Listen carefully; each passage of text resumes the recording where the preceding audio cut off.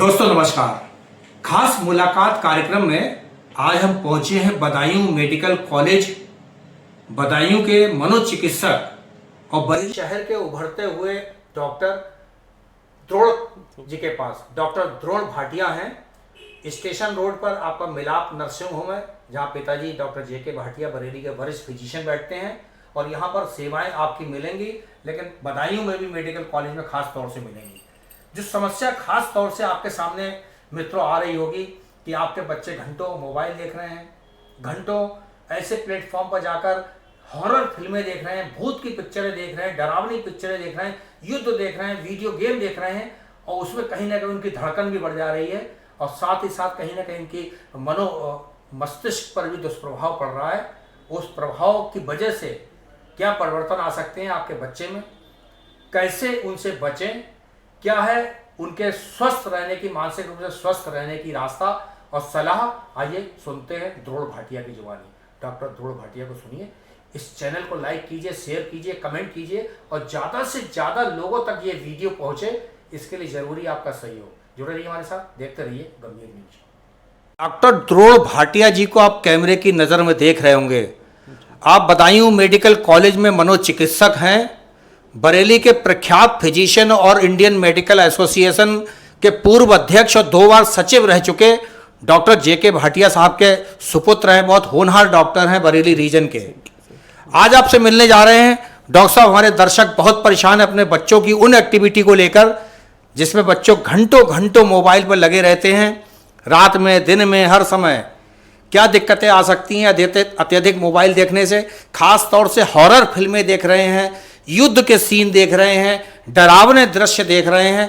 एक बीते दिनों घटना हो चुकी है, गाजियाबाद में 3 बहनें छत से कूद गई जब उनके माता पिता ने उनसे मोबाइल छीन लिया था।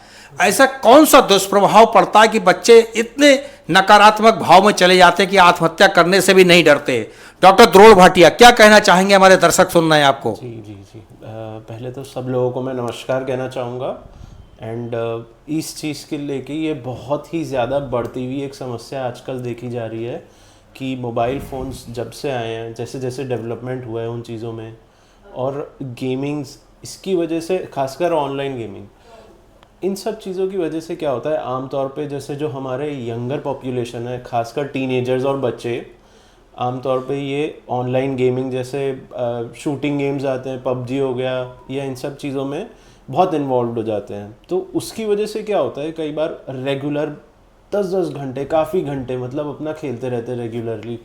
फिर उसके बाद क्या होता है, जो उनकी नॉर्मल लाइफ होती है उसमें काफ़ी डिस्टर्बेंसेस आ जाते हैं। जैसे स्टार्टिंग होती है स्लीप डिस्टर्बेंस है, नींद ख़राब होना चालू हो जाती है, रात को बोर हो रहे हैं, नींद नहीं आ रही, चलो थोड़ी देर गेम खेल लिया। ऐसे करते करते धीरे धीरे जब ड्यूरेशन बढ़ जाता है तो उसकी वजह से बाकी जो जीवन होता है वो भी काफ़ी तहस महस हो जाता है। जो उनके काम होते हैं, जैसे उनकी पढ़ाई होगी, छोटी छोटी घर की जिम्मेदारियां होगी, वो सब चीज़ें वो इग्नोर करने लगते हैं, जिसकी वजह से उनके जो सोशल रिलेशनशिप्स हैं, जैसे घर वालों के, पेरेंट्स के साथ, दोस्तों के साथ, भाई बहन के साथ थोड़ा सा टकराव होने लगता है, दिक्कतें आने लगती हैं, जिसकी वजह से उनकी मानसिक स्वास्थ्य पे काफ़ी गंभीर असर हो सकता है आगे आने वाले टाइम में।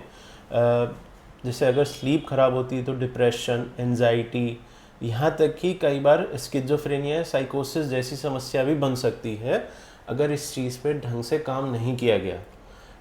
इन चीज़ों की वजह से क्या होता है, आमतौर पे बच्चे को खुद भी ये फील होने लगता है धीरे धीरे, जब लोग उससे दूर जाने लगते हैं, काफ़ी दिक्कतें आने लगती हैं।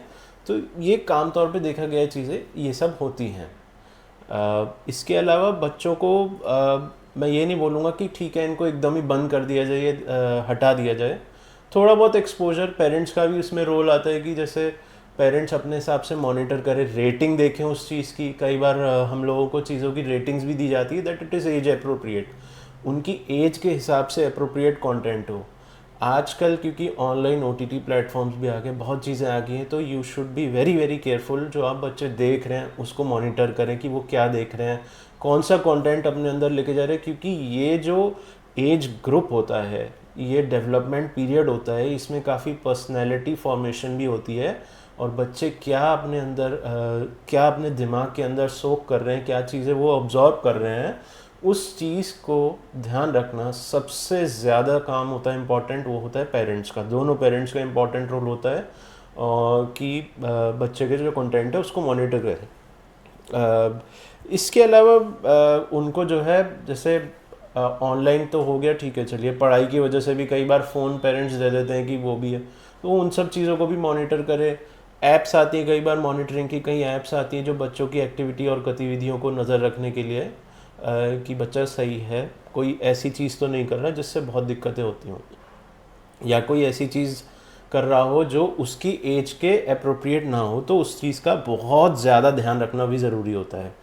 अब अपार्ट फ्रॉम दैट बच्चे को कोशिश करें सोशलाइजेशन में बिना ऑनलाइन ज़रिए पे, जैसे लोगों से मिलना, खेलना कूदना, इन सब चीज़ों के लिए प्रोत्साहित करें। बाहर जाना, जो हमारा नेचुरल लाइफ है, नेचर है, उससे जुड़ना, उन चीज़ों में एक्टिविटीज़ में पार्टिसिपेट कराना, उन चीज़ों में, उन गतिविधियों में बहुत ज़्यादा ज़रूरी है बच्चे को इन्वॉल्व करना, लोगों से बात करना, ताकि उसका डेवलपमेंट और अच्छे से हो। और एक इमोशनल रेगुलेशन जो होता है, जो आमतौर पे देखा गया बच्चे बहुत चिड़चिड़ा जाते हैं अगर फ़ोन उनसे छीन लिया जाए या उनके हिसाब से कोई चीज़ ना हो, बहुत ज़्यादा गुस्सा करने लगते हैं, तो वो चीज़ पे भी उनका धीरे धीरे करके कंट्रोल है, लोगों से बातचीत करें, उठे बैठे। तो ये आई थिंक सो आगे आने वाले टाइम में जो मानसिक स्थिति पे असर डालता है, एक मानसिक स्वास्थ्य पे असर डालता है, वो चीज़ पे हमें एक बचाव देगा, एक बचाव स्वरूप। ये एक बहुत ही ज़रूरी एंड इम्पॉर्टेंट फैक्टर है। डॉक्टर भाटिया, हमारे दर्शक आपको देख रहे हैं, आप उभरते हुए मनोचिकित्सक है, बरेली रोहिलखंड रीजन के बदायूं में एक सरकारी मेडिकल कॉलेज के समय अच्छे पद को सुशोभित कर रहे हैं। अपना सफरनामा कुछ बताना चाहेंगे हमारे दर्शकों को, कहाँ से आपने पढ़ाई लिखाई करके और आप मेडिकल की शिक्षा अर्जित की, डॉक्टर भाटिया? जी जी, बिल्कुल बिल्कुल। मैंने एक्चुअली यहीं बरेली से ही पढ़ा है। मैंने प्राइमरी शिक्षा अपनी जो है बिशप कॉनराड से 10वीं तक करी है। उसके बाद मैं दिल्ली चला गया था, जो मैंने पश्चिम बिहार में सेंट सोफिया से दिल्ली में 11th और 12th की परीक्षा करी थी। उसके बाद मैं इंदौर IMC इंदौर गया था, वहाँ पे मैंने अपनी MBBS की शिक्षा अर्जित की, डिग्री अर्जित की। और उसके बाद मैंने लखनऊ के PIMS इंस्टीट्यूट से MD इन साइकेट्री करी है। जी, थैंक यू।